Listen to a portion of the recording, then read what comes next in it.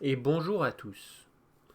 Aujourd'hui, je vais faire une vidéo pour les aveugles. Je vais expliquer ma théorie aux aveugles. Alors ma théorie, j'ai mis plusieurs années à la faire. Beaucoup d'années.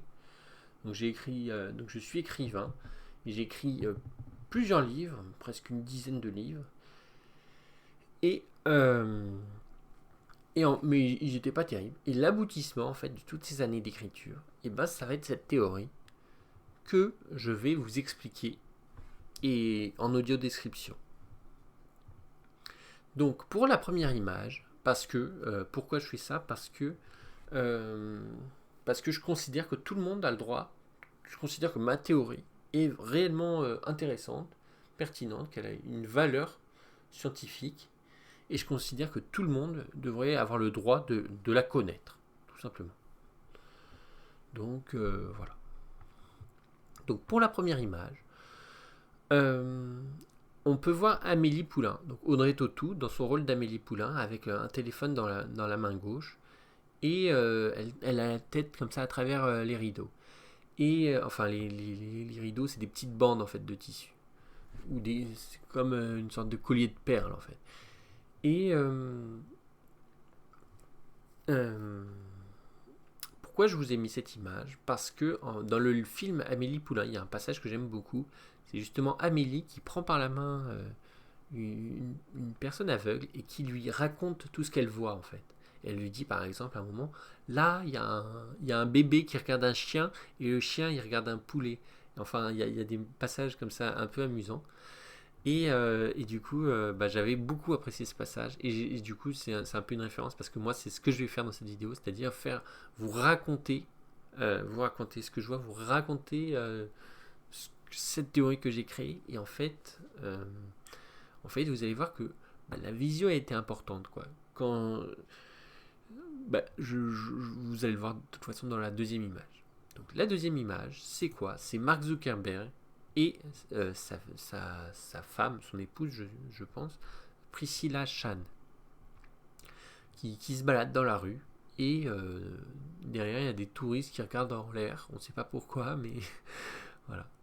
Et ils sont sur une route pavée. Donc, pourquoi je vous ai mis Mark Zuckerberg? Eh bien, parce que lui, il est daltonien. D'ailleurs, son site Facebook, c'est en bleu et blanc, parce qu'il ne voit pas trop le rouge, le vert, etc. Donc, lui, il est daltonien. Et en fait, je voulais vous dire que pour moi, je ne suis pas daltonien, et pour moi, les couleurs ont beaucoup d'importance. Pas seulement voir les choses, mais aussi les voir avec des couleurs. Ça a beaucoup d'importance, c'est parce qu'en fait, les couleurs vont avoir beaucoup d'importance dans ma théorie. Donc, voilà. Pour la troisième image, c'est le site web du centre ophtalmo de Barcelone, donc en Espagne,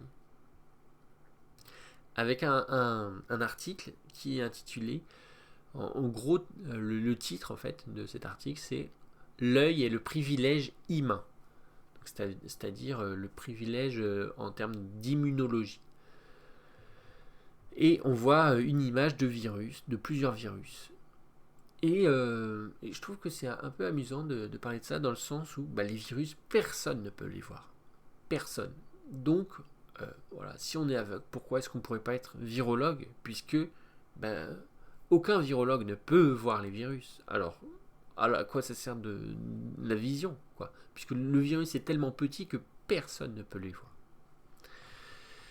Et, euh, et je voulais simplement dire que, en fait, ce qu'il explique cet article, c'est que euh, dans l'œil, il y a très peu de réponses inflammatoires immunitaires. C'est-à-dire, le système immunitaire ne va pas venir dans l'œil massivement. Il y a un peu de système immunitaire, mais pas trop, parce qu'on ne veut pas abîmer l'œil. Et donc, en fait, l'œil est un organe fragile. Pas, pas seulement pour quelques-uns, mais pour tout le monde. Parce que euh, l'œil, voilà, c'est fragile. Alors on n'ose même pas trop envoyer le système immunitaire là-bas de peur de faire des dégâts. Du coup, potentiellement, il y a des risques, en fait. Il y a des risques d'infection, etc. Si on a des virus qui se développent ou des bactéries, on va se défendre, mais on va se défendre doucement. Donc voilà, pour tout le monde, l'œil est fragile et donc c'est précieux. Voilà. Alors, quatrième image, c'est un tableau avec 9 cases. C'est un tableau avec 9 cases. Alors, à gauche, vous avez 3 cases.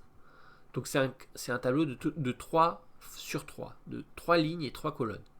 À gauche, vous avez 3 cases en bleu pour symboliser le patriarcat. Et à droite, vous avez 3 cases en rouge pour symboliser le matriarcat. Et au milieu, vous avez 3 cases en violet, parce que c'est un peu les deux. Donc, pourquoi est-ce que j'ai fait ça? En fait, ces peuples, donc ça va être 9 peuples qui vont représenter en fait toute l'humanité. Et pourquoi j'ai fait ça? Et bien parce que, en fait, donc, on arrive à la 5e image, enfin le 5e onglet, qui est une citation du docteur Serge Stoleru, et qui nous dit que la testostérone des hommes va activer le cerveau, mais ça va l'activer au niveau de l'hémisphère droit. Et donc, en fait, c'est ça que j'explique, c'est que certains peuples ont un gros hémisphère droit. Tout simplement. Certains peuples pensent beaucoup avec leur hémisphère droit. Et donc, ça va être les peuples, les patriarcaux, vous avez deviné. Alors, qui est-ce que ça va être? Ça va être...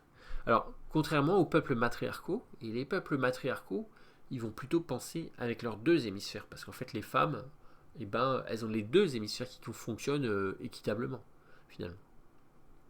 Donc, le patriarcat, c'est ceux qui pensent beaucoup avec l'hémisphère droit. Le matriarcat, c'est ceux qui pensent avec les deux hémisphères.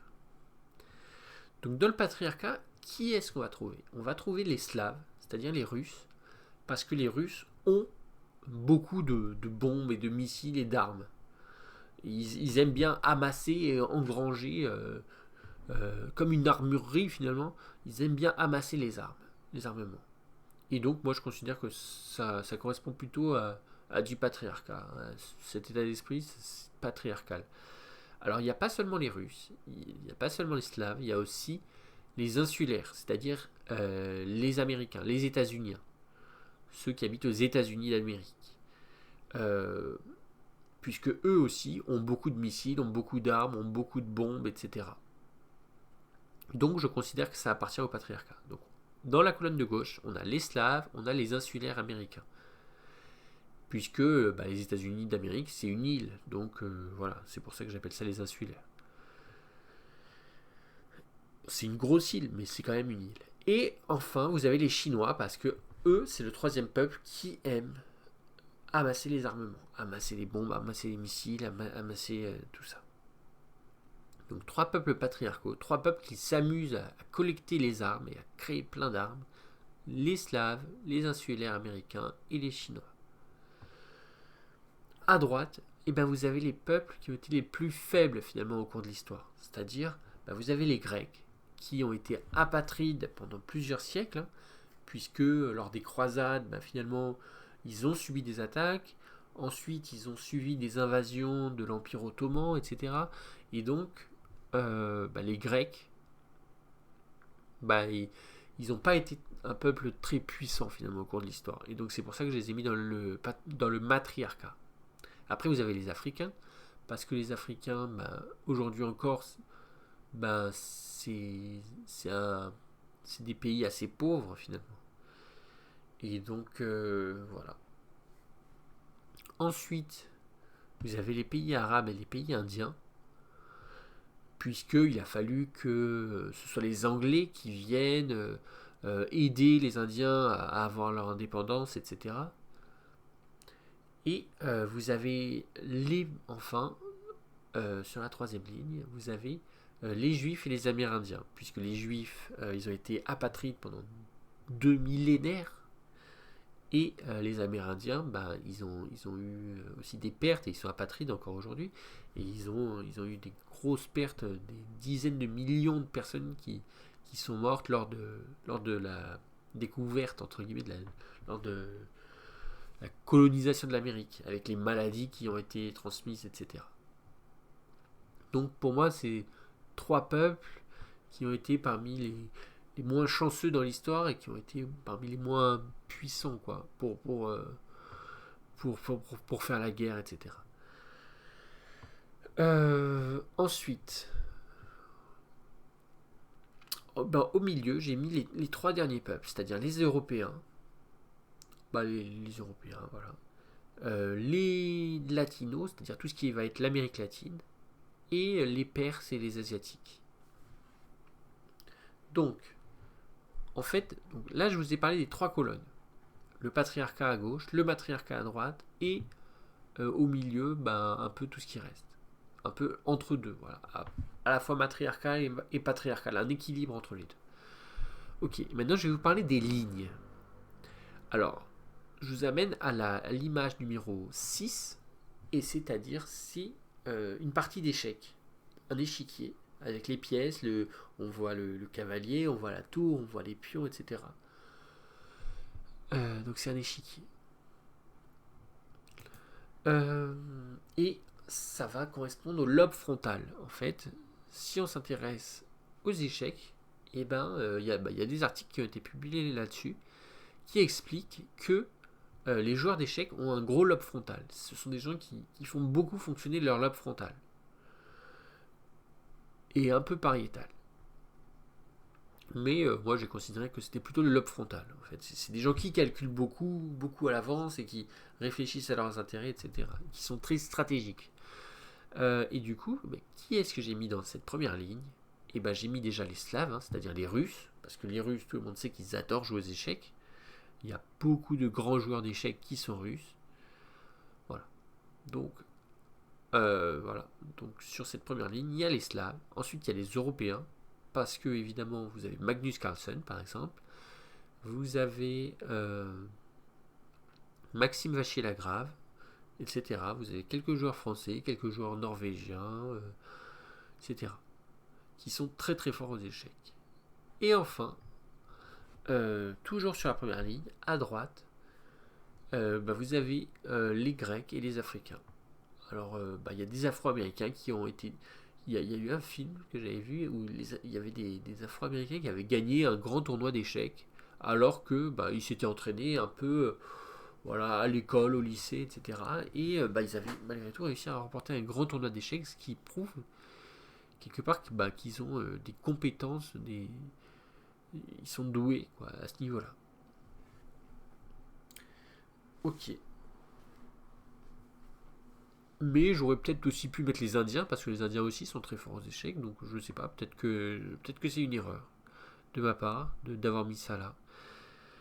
Mais voilà, c'est pour l'instant ma théorie est comme ça, peut-être qu'elle pourra être modifiée plus tard. Il n'y a rien qui est irréfutable, quoi.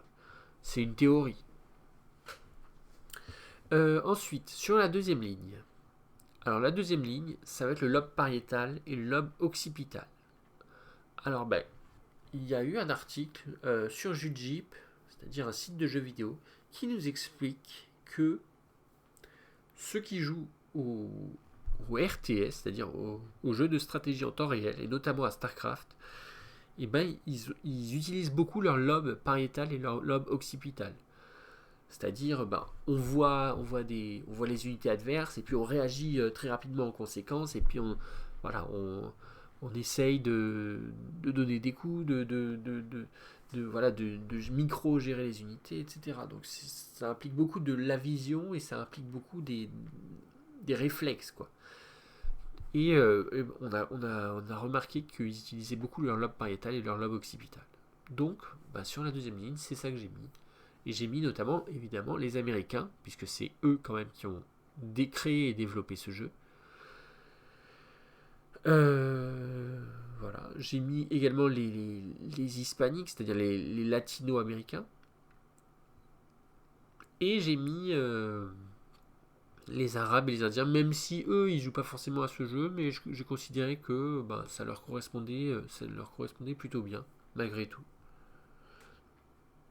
Parce que, ok, ils jouent pas à ce jeu, mais je trouve qu'ils utilisent quand même cette façon de penser, de voir des choses et puis de vite réagir en conséquence, en fait. Même si je ne saurais pas forcément expliquer pourquoi, mais je trouvais que ça leur correspondait bien. Et enfin, on arrive sur la troisième ligne, qui va être le lobe temporal. Et le lobe temporal, alors, le lobe temporal, j'ai mis les Chinois à gauche, donc toujours de gauche à droite, les Chinois à gauche. Ensuite, les Perses et les Asiatiques. Et enfin, les Juifs et les Amérindiens. Alors, pourquoi qu'est-ce que je trouve comme point commun, en fait, entre tout cela? Et bien, les Chinois, c'est quoi? La Chine, c'est un gros pays avec plusieurs petits peuples, finalement, à l'intérieur. Vous avez plusieurs dynasties, la dynastie Han, qui est la majoritaire, quoi. Et puis après, vous avez d'autres petites dynasties, etc. Et puis vous avez les Chinois, les mandarins, vous avez plusieurs langues en Chine, vous avez plusieurs peuples, etc. Donc, et en fait, ça m'a fait penser à quoi? Ça m'a fait penser aux Juifs, parce que les Juifs, déjà les Amérindiens, ils ont beaucoup de tribus, vous avez les Navajos, vous avez les Lakota, etc. Donc pareil, les Amérindiens, c'est un gros groupe avec plein de petites tribus intérieures, et les Juifs, c'est pareil. C'est-à-dire que vous avez un gros groupe qui s'appelle les Juifs, mais dedans, vous avez les Juifs Ashkénazes en Europe, les Juifs séfarades en Afrique du Nord, etc. Donc, j'ai trouvé qu'il y avait un point commun, une correspondance entre les Juifs et les Chinois, puisque dans les deux cas, vous avez plein de petits peuples, en fait. Et du coup, voilà. Ok. Donc ça nous fait donc 9 peuples qui sont organisés. Donc par exemple les Slaves, ils utilisent, donc si on revient en haut à gauche du tableau, le premier peuple entre guillemets, les Slaves, ils sont patriarcaux et ils utilisent leur lobe frontal. Si en deuxième case vous avez les Européens qui sont patriarcaux et matriarcaux et qui utilisent leur lobe frontal, etc., etc. Je vais pas vous refaire tout le tableau, mais en fait voilà, chaque peuple finalement utilise un lobe entre guillemets, et parce que au milieu c'est un peu un lobe des deux côtés, donc ça va être deux lobes quoi, puisque on utilise à la fois à gauche à la fois à droite, enfin voilà. Mais chaque peuple va utiliser son cerveau d'une façon un peu différente. Les patriarcaux vont surtout utiliser la partie droite du cerveau et les matriarcaux vont un peu utiliser les deux côtés. Donc voilà.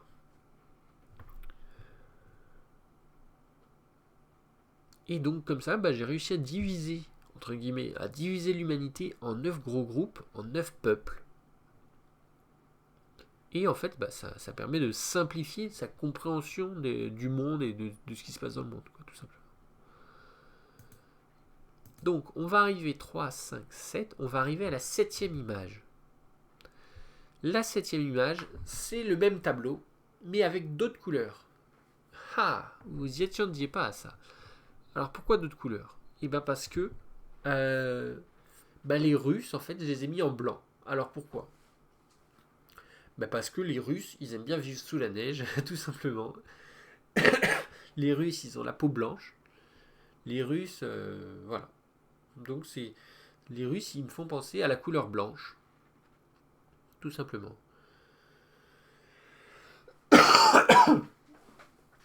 Donc sur la première ligne, en haut, à gauche, vous avez les Russes en couleur blanche. En haut à droite, j'ai dit qu'il y avait les Africains. Et eux, je les ai mis avec la couleur noire. Parce qu'ils ont la peau noire, très souvent. Et au milieu, j'ai les Européens, et je les ai mis en couleur grise. Donc voilà. Donc, première ligne, de gauche à droite, vous avez le blanc, le gris et le noir. En fait, 3 couleurs qui sont complémentaires, quoi. Et donc, en fait, c'est comme ça qu'on va gérer les couleurs. Donc, je vous ai dit que les couleurs étaient importantes dans ma théorie, et c'est vrai. Et vous le voyez ici, c'est-à-dire, voilà, je pense en termes de couleurs blanc, gris, noir. Sur la deuxième ligne, en doré, j'ai mis les Américains. Alors pourquoi en doré? Parce que les Américains, ils aiment bien tout ce qui va être les super-héros et tout, et ça me fait penser à la couleur dorée. Parce que voilà, il va y avoir, je sais pas, le Captain America, etc. Donc c'est vraiment les champions du monde, quoi. Donc c'est ça qui me fait penser à l'or. C'est-à-dire, c'est les champions du monde. Captain America, c'est le plus fort. Vous avez Hulk, vous avez Iron Man, etc. Et donc, voilà, c'est que des champions, quoi, entre guillemets. Donc, ça me fait penser à la couleur or. Ensuite, vous avez la couleur bronze, finalement pour l'Amérique latine. Et enfin, vous avez la couleur argentée pour l'Inde et pour les pays arabes. Alors pourquoi argenté? Je ne saurais pas l'expliquer plus que ça. Voilà. Je trouvais que c'était complémentaire. Or, argent, bronze, tout simplement. Sur la troisième ligne, vous avez les Chinois, que j'ai mis en couleur jaune, parce qu'ils ont la peau un peu jaune, plutôt jaune, on va dire. Ensuite, vous avez les Iraniens, que j'ai mis en couleur verte. Alors pourquoi vert? Parce que les Iraniens, ils ont des palais en émeraude, donc ça m'a fait penser à la couleur verte. Et enfin, vous avez les Juifs. Alors les Juifs, vous avez les Juifs d'Afrique du Nord, qui ont la peau un peu marron, plutôt bronzée, on peut dire. Et vous avez les Amérindiens, qui ont la peau plutôt, entre guillemets, c'est pas vraiment ça, mais ils ont la peau plutôt rouge. Donc voilà. Donc sur la troisième ligne, vous avez la couleur jaune à gauche, la couleur verte au milieu, et à droite, ça peut être du marron, ça peut être du rouge, c'est un peu comme on veut. Et encore une fois, vous avez la complémentarité, c'est-à-dire vous avez le jaune, vert, rouge, ou jaune, vert, marron. Et en fait, quand on mélange du rouge et du vert, on peut obtenir du marron ou on peut obtenir du jaune. Donc voilà, je trouvais qu'il y avait une complémentarité en fait à ce niveau-là. Et donc voilà, donc on a 9 couleurs différentes pour 9 peuples différents. Ok, et en fait sur ce, donc on est 3, 5, 7, on est toujours sur la 7e image. Donc, et sur cette 7e image, j'ai divisé chaque colonne, donc je dis qu'il y avait 3 colonnes, j'ai divisé chaque colonne en 2. Donc à gauche vous avez le patriarcat, à droite vous avez le matriarcat, et j'ai divisé chaque colonne en 2. Alors par exemple les Slaves, donc en haut à gauche, on a dit que c'était les Slaves. Les Slaves, je les ai divisés en 2. J'ai divisé, d'un côté vous avez les Russes, de l'autre côté vous avez les Ukrainiens. Toujours sur la première colonne, vous avez les Américains. Donc j'ai dit que c'était les insulaires. Et chez les insulaires, vous avez les Américains et vous avez les Japonais, puisque eux aussi vivent sur une île. Donc voilà. Et en fait, j'ai divisé cette colonne pourquoi? Parce que j'ai dit que d'un côté, il y avait des riches qui avaient des scrupules, et de l'autre côté, il y avait des riches qui n'avaient pas de scrupules. Par exemple, les Russes, il y a des grands oligarques russes, il y a des Russes qui sont très très très très riches, donc c'est des oligarques, et donc eux, ce sont des riches sans scrupules. Ils n'ont pas de scrupules, ils s'en fichent, ils sont très très riches, et puis c'est tout. Donc voilà, des riches sans scrupules. Et en Ukraine, c'est un peu moins vrai, dans le sens où il y a moins d'égalité. Comme ça, il n'y a pas des méga riches. Même si avec Zelensky et tout, on peut se douter on peut se méfier, on peut se dire peut-être que eux ils sont en train de devenir vraiment riches, mais c'est plutôt une exception. En fait, en Ukraine, globalement, les gens sont, il y a finalement une richesse moyenne, quoi. Il n'y a pas de très très très très riches, parce qu'en Russie, ils sont très très très très riches. Ensuite, vous avez et chez les insulaires, c'est pareil. Chez les insulaires, vous avez les Américains. Certains Américains, ils ont 50 milliards, 100 milliards, 200 milliards. Donc, 200 milliards de dollars. Donc, voilà, il y a des énormes égalités de richesse. Alors qu'au Japon, c'est moins vrai. Vous avez même un YouTuber qui s'appelle Tev, ici Japon, qui nous dit que parfois on lui a offert des choses. Voilà, comme les gens ils savent que quand on est jeune on n'est pas forcément très riche, on lui a offert un repas, on lui a offert un dîner. Voilà, il y avait un Japonais qui était vraiment très sympathique et qui lui a offert, je crois, une fois un dîner. Et du coup, il était reconnaissant. En fait, au Japon, ce sont ce que je vais appeler des riches avec scrupules, tout simplement. Contrairement aux États-Unis, où aux États-Unis, c'est des riches sans scrupules. Et enfin, donc toujours sur la première colonne, mais tout en bas, vous avez les Chinois. Alors les Chinois, pareil, alors je connais pas assez la culture chinoise pour vraiment expliquer, mais pareil, on peut supposer qu'en Chine, il y a des riches qui n'ont pas de scrupules, et puis il y a des riches qui ont des scrupules, tout simplement. mais je ne saurais pas dire lesquels ont des scrupules et lesquels n'en ont pas. En fait, je ne connais pas assez. Voilà. Ok, donc on en a fini avec la première colonne. On va passer maintenant à la deuxième colonne. La deuxième colonne, ce sont, alors, de haut en bas. En haut, vous avez les Européens. Et les Européens, eh ben, alors ça, je vais diviser la colonne, mais différemment. Je vais pas dire il y en a des qui sont riches avec scrupules, etc. Je vais dire les Européens, eh ben, il y en a qui sont pro-establishment, il y en a qui sont anti-establishment. Et je vais vous expliquer pourquoi avec la huitième image. Alors la huitième image, on arrive sur la huitième image, on repassera ensuite on reviendra sur le tableau. Donc on est au milieu, donc on est sur la deuxième colonne, on est tout en haut. Donc, là, je vous montre sur la huitième image une carte de l'Europe, une carte des pays d'Europe. Et donc j'entoure à gauche 4 ou 5 pays, c'est-à-dire j'entoure la France, j'entoure l'Allemagne, j'entoure la Suisse, j'entoure l'Italie, j'entoure la Belgique. Je les entoure et je dis ça c'est l'Europe occidentale. Ok. Ensuite je fais pareil à droite. J'entoure la Pologne, j'entoure la Hongrie, j'entoure l'Autriche, j'entoure la République tchèque, j'entoure la Slovaquie. Et je dis ça c'est l'Europe orientale. Et en fait je divise comme ça en deux l'Europe. Alors quel est l'intérêt de faire ça? L'intérêt, c'est de dire, il y en a qui sont pro-establishment, c'est-à-dire l'Europe occidentale est pro-establishment. Ça veut dire quoi? Ça veut dire que ils voient une technique qui marche et ils la reproduisent, tout simplement. Par exemple, la France, elle a créé l'arme nucléaire. Comment? Grâce, en fait, elle a piqué les plans des Américains. Les Américains avaient créé des plans, etc.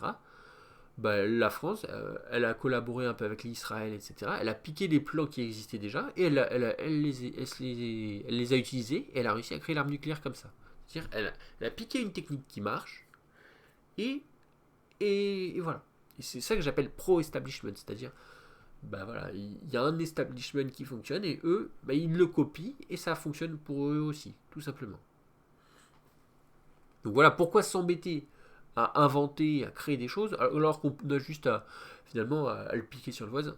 Voilà. Donc ça c'est l'Europe occidentale, c'est-à-dire c'est des gens qui regardent à travers le monde qu'est-ce qui fonctionne et qui reproduisent ça, reproduisent ce qui fonctionne, tout simplement. Et à l'inverse, à droite, vous avez la Pologne. À l'est, si vous voulez. À l'est, vous avez la Pologne. Et la Pologne, c'est des gens qui aiment inventer leurs propres techniques. Ils n'aiment pas copier les techniques des autres. Par exemple, il y a un joueur de StarCraft 2 qui s'appelle Mana. Mana, il est polonais. Et Mana, il aime créer ses propres techniques. C'est-à-dire, sur StarCraft 2, il n'y a pas beaucoup de gens qui aiment faire du cannon rush. C'est-à-dire créer des canons et jouer comme ça avec des canons et attaquer l'adversaire avec des canons. C'est plutôt une technique plutôt marginale, quoi. Peu de gens font ça. Parce que c'est pas évident, c'est statique, etc. Mana, il aime bien faire ça comme méthode d'attaque. Il aime utiliser les canons. Et en fait, c'est anti-establishment. C'est-à-dire, il n'a pas copié un truc, il n'a pas copié le meilleur joueur au monde ou quoi. Il a créé sa propre technique. Il s'est dit, j'ai envie de jouer comme ça, et je vais jouer comme ça. Et je vais inventer une façon de jouer. Voilà, je vais faire des tests, je vais faire des dizaines, des centaines, des milliers de parties, jusqu'à ce que ça fonctionne. Et en fait, c'est ça qui est anti-establishment. C'est-à-dire, il va créer un truc totalement nouveau et affiner jusqu'à ce que ça fonctionne. Donc voilà, c'est comme ça que j'ai divisé la deuxième colonne, c'est-à-dire entre le pro-establishment et le anti-establishment. On va revenir au tableau de la septième image. Donc, on est sur la deuxième colonne. En haut, on a d'un côté les Français, pro-establishment, et de l'autre côté, on a les Polonais, qui sont donc anti-establishment, tout simplement. Ok. En dessous, on a dit qu'il y avait l'Amérique latine. Alors, qui est-ce qui est pro-establishment? Qui est-ce qui est anti-establishment? Je ne saurais pas vous dire si c'est l'Argentine, le Brésil, le Mexique, le Chili, le Pérou. Je ne saurais pas vous le dire. Je ne connais pas assez. Mais voilà. Donc on peut supposer que là-bas aussi, il y en a qui sont plutôt pro-establishment et il y en a qui sont plutôt anti-establishment. Et enfin, tout en bas de la deuxième colonne, vous avez les Perses et les Iraniens. Donc les Perses qui sont Iraniens, les Iraniens qui sont Perses plutôt. Et eux, on peut dire en quelque sorte qu'ils sont anti-establishment dans le sens où ils essaient de créer l'arme nucléaire, mais sans, sans prendre les techniques de quelqu'un qui existe déjà. Quoi. Ils n'ont pas dit à la Chine, s'il te plaît, explique-nous comment faire. Ils font un peu par eux-mêmes. Quoi. Ils connaissent la théorie et puis voilà. Ils font leurs propres recherches sans forcément avoir copié les programmes d'un autre pays. Donc, en ce sens, je pense qu'on peut plutôt dire que les Iraniens sont anti-establishment. Mais je ne suis pas sûr à 100%. Donc, encore une fois, c'est une théorie. Donc, il peut y avoir des imprécisions. Il peut y avoir des modifications à faire. Mais le gros, je pense que, quand même, ma théorie, je pense qu'elle a quand même compris le gros du truc. C'est-à-dire, elle a compris que les gens pensaient avec un lobe ou deux lobes. Et voilà. Donc voilà. Deuxième colonne, en bas, on a les Iraniens et les Asiatiques. Et il y en a qui sont pro-establishment et d'autres qui sont anti-establishment. Ok. Enfin, on en arrive à la troisième colonne. Et là, on va encore diviser d'une autre façon. On va dire, il y en a qui aiment la décence. Qu'est-ce que c'est la décence? La décence, c'est quand on revendique des droits. J'ai le droit d'être riche, j'ai le droit d'être libre, j'ai le droit à l'avortement, je sais pas. Non, mais j'ai des droits. J'ai le droit de me promener dans la rue, j'ai le droit d'être heureux sans que personne vienne m'embêter. J'ai des droits. Donc ça, c'est la décence, c'est revendiquer des droits. Et par exemple, le nazisme, c'est détruire les droits des autres, tu vois. Mais la décence, c'est dire non, j'ai des droits, j'ai le droit à la dignité, j'ai le droit d'exister, etc. Donc, voilà.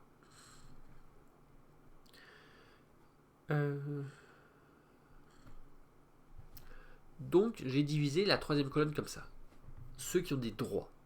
Et de l'autre côté, on a ceux qui aiment la morale et l'éthique, c'est-à-dire ceux qui ont des devoirs. J'ai le devoir de faire la guerre pour défendre mon pays. J'ai le devoir, voilà, j'ai des devoirs. J'ai le devoir de défendre ceux qui sont opprimés. J'ai le devoir d'aider ceux que je peux aller aider, etc. Donc j'ai des devoirs comme ça qui font appel à ma morale et à mon éthique, qui m'obligent finalement à aller aider les gens qui ont besoin d'aide. Donc la troisième colonne est divisée comme ça, entre ceux qui ont de la décence et ceux qui ont de la morale et de l'éthique. Donc par exemple, les Grecs, ils ont de la morale et de l'éthique. Dans le sens où, eux, ils croient en Dieu, ils obéissent à Dieu, Dieu qui aime la paix, etc. Et du coup, les Grecs, ils vont travailler pour maintenir la paix, etc.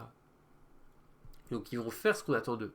Par exemple, vous connaissez la religion grecque, c'est-à-dire l'hellénisme, c'est-à-dire, voilà, ils avaient des devoirs, il fallait sacrifier une biche, ou il fallait, je sais pas quoi, il y avait les travaux d'Hercule, enfin, voilà, fallait, s'il faisait une petite bêtise, s'il disait un mot de travers, il y avait souvent une sanction derrière, quoi. Donc, voilà. Et donc en fait, les Grecs, ils étaient prudents. Ils voulaient éviter de faire des bêtises de peur de qu'il y ait des sanctions, quoi.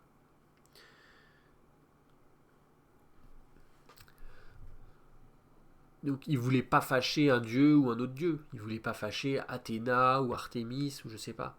Donc voilà, ils avaient des devoirs, c'est-à-dire de respecter tous les dieux et de les honorer, etc. Donc, en ce sens, je considérerais plutôt que les Grecs, ben, ils ont de la morale et de l'éthique. Pas forcément beaucoup de la décence, mais ils ont de la morale et de l'éthique. Donc voilà, c'est comme ça que je divise la troisième colonne. C'est entre décence et morale. Les Indiens, c'est un peu pareil. C'est-à-dire les Indiens, ben, lors du Covid, qu'est-ce qui s'est passé? Lors du Covid, les Indiens, ils ont dit, on va fabriquer plein de vaccins. On va fabriquer plein de vaccins et on va les distribuer gratuitement aux pays aux alentours. Voilà. Ils ont été infiniment généreux et presque altruistes. C'est-à-dire, ben, voilà, ils ont créé des vaccins, ils les ont offerts à leurs voisins géopolitiques. Donc, c'est de la morale et de l'éthique. Voilà, ils se sont dit, on a le devoir de faire ça, on a le devoir de produire des vaccins et de les offrir. Et les juifs, c'est pareil. Il y a des juifs qui ont plutôt qui revendiquent des droits. Par exemple, Netanyahou, il dit j'ai le droit d'exister, j'ai le droit d'avoir un foyer national, j'ai le droit à tout ça, j'ai le droit d'être sioniste, voilà. Et, et puis vous avez des juifs qui disent j'ai des devoirs, j'ai le devoir d'aller de défendre mon pays, etc.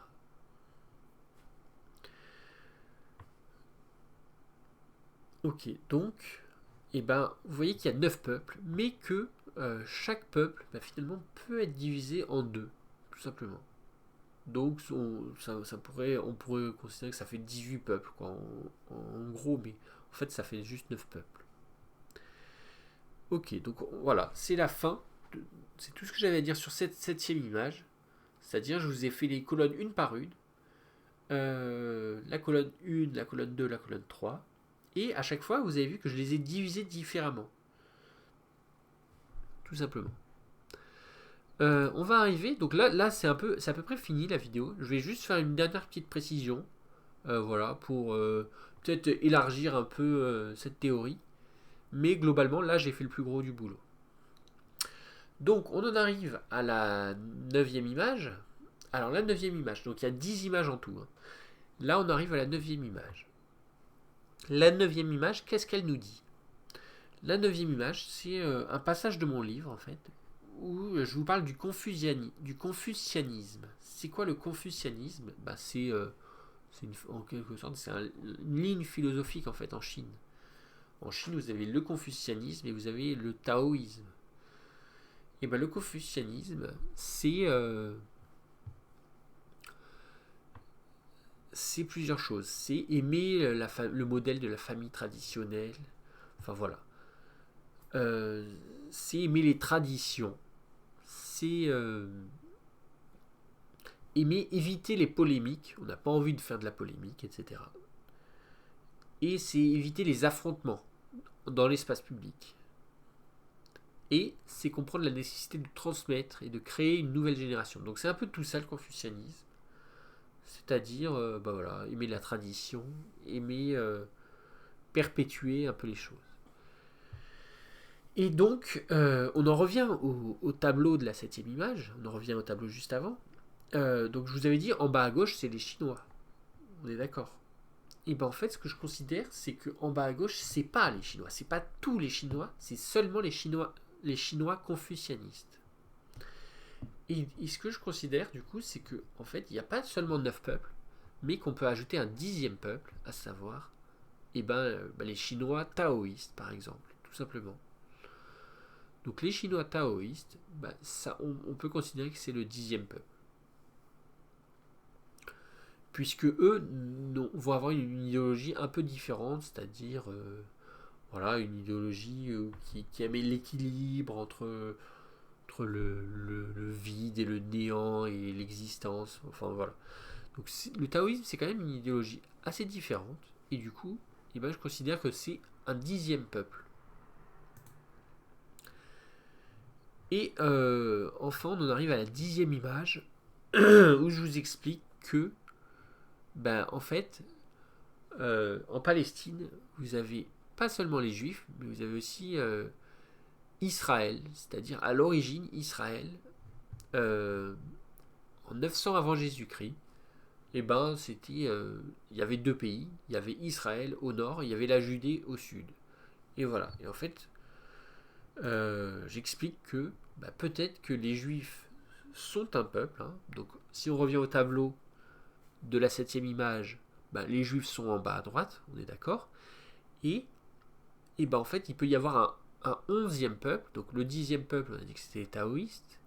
Et ben il y a aussi un 11e peuple, et ça va être bah, les Israélites, tout simplement.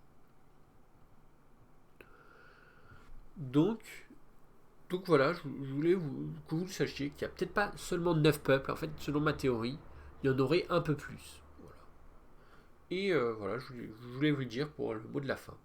Et donc, en fait, je considère qu'il y aurait bah, les taoïstes, les Israélites, peut-être les Coréens, peut-être les Corses.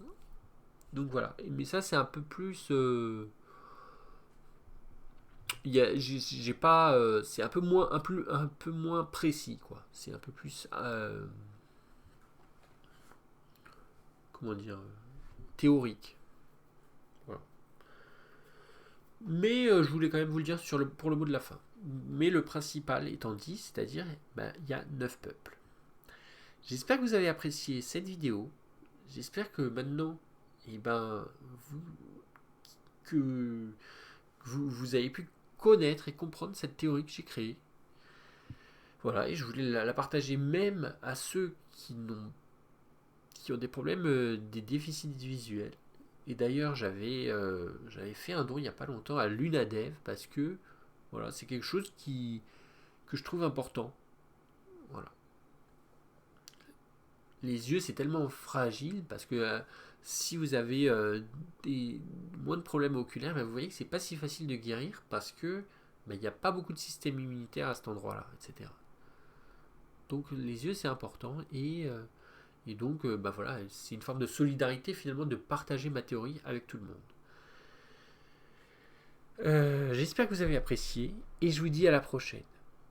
Salut!